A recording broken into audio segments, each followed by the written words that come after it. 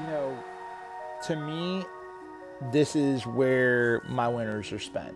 I'm sitting here tinkering with tackle, rigging up, different baits, working on different colors, and like it's just so important to, if you're, going to stay on top of your game, you have to be push yourself into this sport and focus on every little nuance. And that's sort of my goal. At the end of the season, I try to step away for a little bit. Then I also try to just jump back in and have fun. And I think part of that, when you have that, like you go back into it from that kid perspective, you know what I'm saying? Like hey, eager to learn.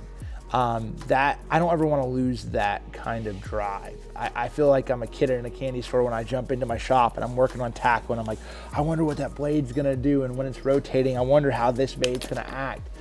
And those are, when you just truly love it, those are the things that I feel like that's the kind of stuff that separates yourself from maybe the next guy.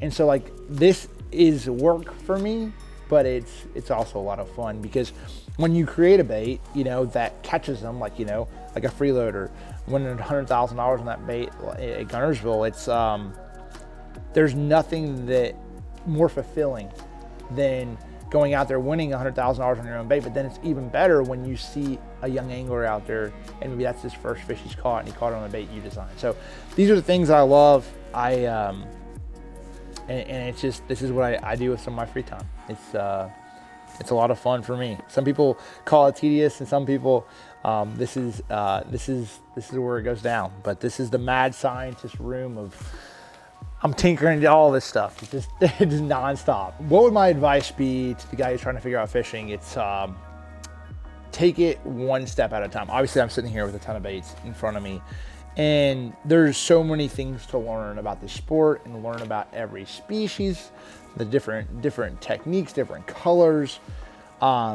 Start small and work your way up. If you get confidence in some things, this is the thing, it's hard for a lot of working anglers that don't get a chance to, weekend anglers, don't get a chance to get out there a lot, to say, hey, I'm gonna go ahead and try to learn a new technique when you only have a few weekends out of the year.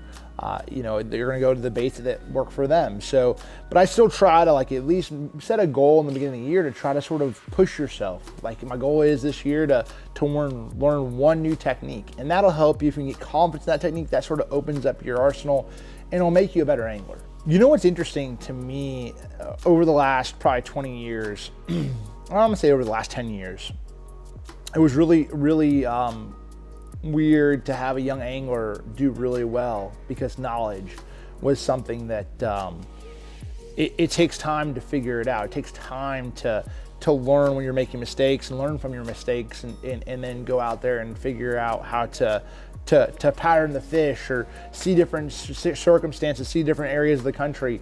So it's taken time for anglers to typically get to a higher position in the sport.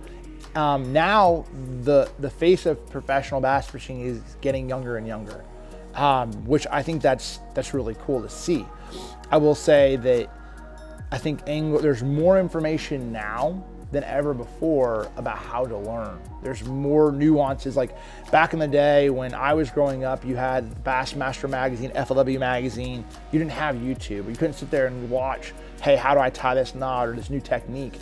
Now, all of those things are right at your fingertips, and more. Like the average angler learning curve this day and age, and it used to be said that back in the day. Now it's tenfold of where it was, just 20 years ago. And I think that's where you're getting just a better overall angler at a young age. They know so much because they consume so much information.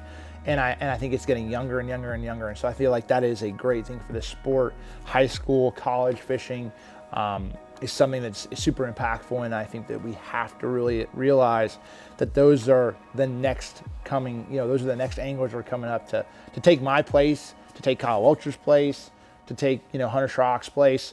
We need those anglers, and they're really an important part of this whole ordeal. New products have influenced the sport for the last 30 years. Whether you look at, we're always perfecting, whether that's lures like I have right here, that's boats, that's live wells, that's simply just the way you organize your tackle in different boxes. That's something to me. It's all about efficiency and doing it just a little bit better. When you look at, even my organization, I run a LX21, having that sliding tackle storage system and having that set up there, that's the best tackle storage system that I've ever ran, to where I have everything ready to roll. I know exactly where it is. It's super time efficient. So it's stepping up a little bit more than what I've ever had. Going to the live wells, thinking about a live well aspect of things in the L2 Livewell system, having a fully automated live well system, being able to push a button and make sure you have fish alive or keep me alive, G-juice, whatever that might be, and instantly putting that into your live wells and keeping your fish alive. That's one thing that's out of sight, out of mind. It's already taken care of. I know that's going to happen. So it's all about being that much more efficient than the next guy. And that's what I built my career on, just being efficient out there on the water. And that's important to me. So that's why I'm here tinkering with lures, because everything matters.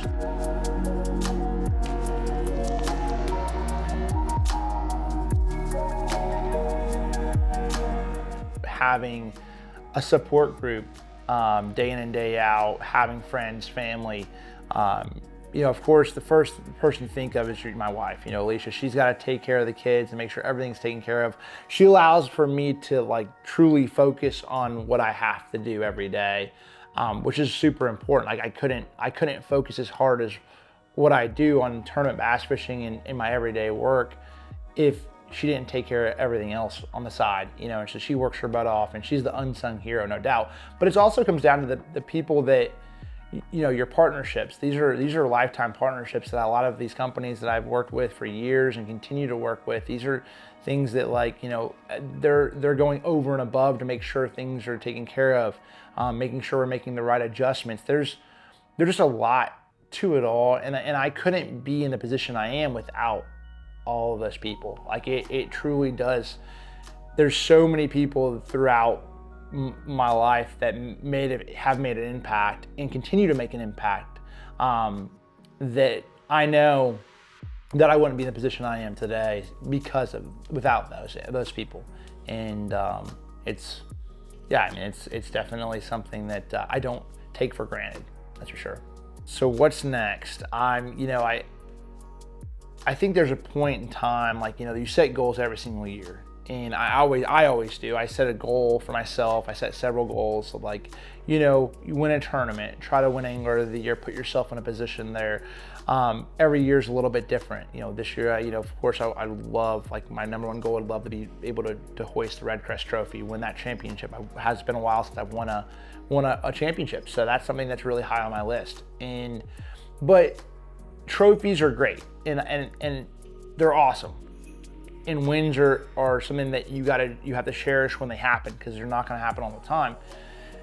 But I'm in this sort of transition period now in my life where I'm okay, I'm 33 years old. I've accomplished a lot for my age. I'm blessed beyond belief. I have people in my life that that I'm so blessed to have. But now it's how can I give back?